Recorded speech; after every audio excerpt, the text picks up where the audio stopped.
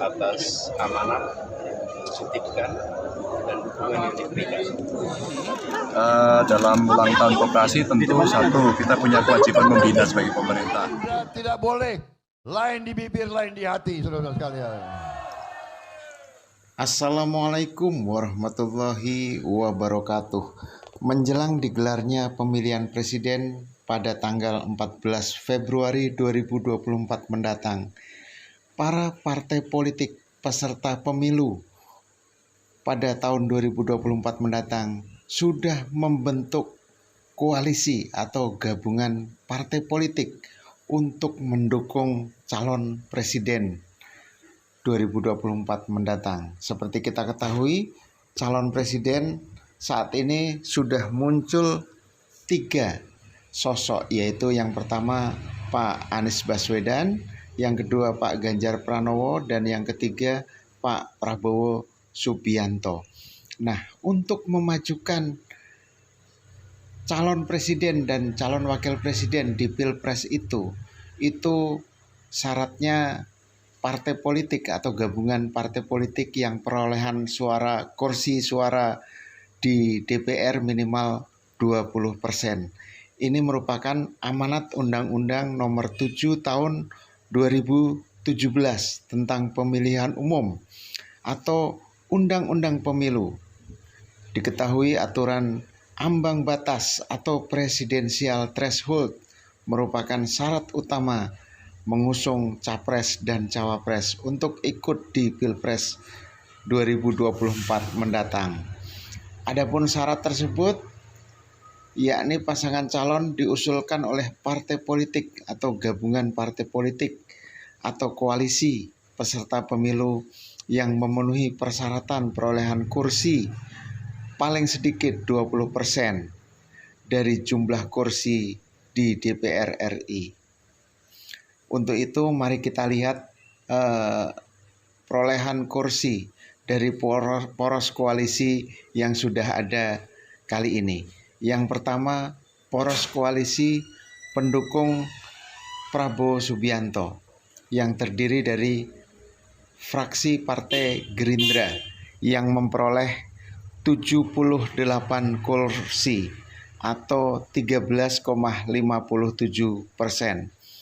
Kemudian fraksi Partai Golkar 85 kursi atau 14,78%. Kemudian fraksi Partai Amanat Nasional atau fraksi PAN yang memperoleh 44 kursi atau 7,65%. Sehingga total perolehan kursinya adalah 207 kursi atau 36%. Kemudian poros koalisi pendukung Ganjar Pranowo. Yang pertama fraksi PDIP yang memperoleh 128 kursi DPR atau 22,26%. Kemudian fraksi PPP 19 kursi atau 3,30% atau total 147 kursi atau 25,56%. Kemudian poros koalisi pendukung Anies Baswedan, fraksi Partai Nasdem memperoleh 59 kursi atau 10,26%. Kemudian fraksi Partai Kebangkitan Bangsa 58 kursi atau 10,09%. Kemudian fraksi Partai Keadilan Sejahtera yang memperoleh 50 kursi atau 8,70%. Sehingga total 167 kursi atau 29,05%. Dan satu partai yang belum menentukan dukungan ke poros koalisi calon presiden, yaitu Partai Demokrat memperoleh 54 kursi atau 9,34%. Jadi ya untuk ambang batas threshold itu, presidensial threshold itu memang 20% perolehan kursi di DPR RI. Sehingga meskipun ya saat ini kalau kita lihat ada partai yang non parlemen atau yang saat ini tidak atau belum memiliki kursi di DPR RI, namun mereka ikut berkoalisi, tentu hal ini tidak dihitung dalam parliamentary threshold, karena memang yang dihitung adalah partai-partai yang memiliki kursi di DPR untuk mengusulkan calon presiden dan calon wakil presiden. Nah, tentu ini masih dinamika politik yang terus berkembang. Sebagai contohnya, Partai Demokrat sampai saat ini belum menentukan pilihan, di mana kemarin sudah menentukan pilihan di poros koalisi pendukung Pak Anies Baswedan, namun kemudian keluar. Nah, kita tunggu apakah Partai Demokrat akan kembali lagi ke poros koalisi pendukung Pak Anies. Rasanya kecil kemungkinan. Bahkan sudah berkali-kali dikatakan tidak. Kemudian apakah bergabung ke poros koalisi Pak Prabowo Subianto? Ya, kemungkinan besar ke arah sana. Lantas apakah bisa juga ke mendukung poros koalisi pendukung Pak Ganjar Pranowo? Mungkin juga, mungkin jadi. Karena kita lihat antara Partai Demokrat dan Partai Demokrasi Indonesia Perjuangan akhir-akhir ini juga menunjukkan kehangatan hubungannya.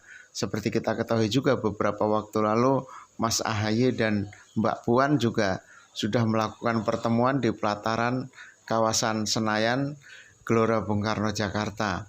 Tentu pertemuan-pertemuan itu semua bernilai politis, semua bernilai kerja-kerja politik, aktivitas politik dalam rangka penjajakan, lobi-lobi, dan juga ajakan dari semua partai untuk bergabung di poros koalisi yang ia naungi.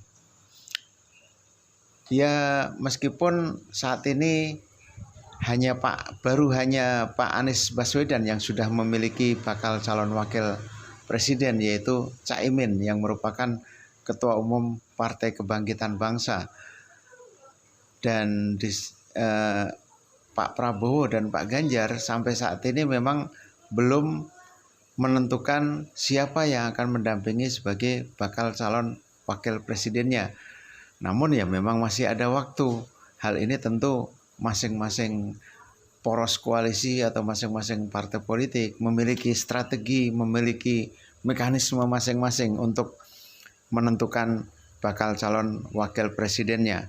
Tentu apapun yang dilakukan itu udah pasti bernilai politis. Kalau menentukan calon wakil presidennya saat ini, itu nilai politisnya apa, keuntungannya apa, kelemahannya apa. Kalau menentukan calon wakil presidennya last minute, itu juga pasti ada hitung-hitungannya, keuntungannya apa kalau menentukan nanti di last minute, keuntungannya apa, kelemahannya apa, semua itu sudah pasti dihitung oleh masing-masing partai politik. Nah, itu yang jelas dari ketiga poros koalisi partai politik itu sudah memenuhi ambang batas atau presidensial threshold 20%. Dan kita ketahui juga bahwa saat ini hanya Partai Demokrasi Indonesia Perjuangan atau PDIP yang mempunyai atau yang memiliki golden key, atau tanpa berkoalisi pun PDIP sebenarnya sudah bisa mengusulkan calon presiden dan calon wakil presiden sendiri. Hanya PDIP, karena hanya PDIP yang meraih kursi di atas 20%, tepatnya 22%. Dan partai-partai lain kalau mau mengusulkan calon presiden dan calon wakil presiden itu harus berkoalisi dengan partai lain, bergabung dengan partai lain, sehingga memperoleh suara di parlemen itu minimal 20% kursi. dari total seluruh anggota DPR RI yang ada di Senayan. Nah, ini tentu menarik.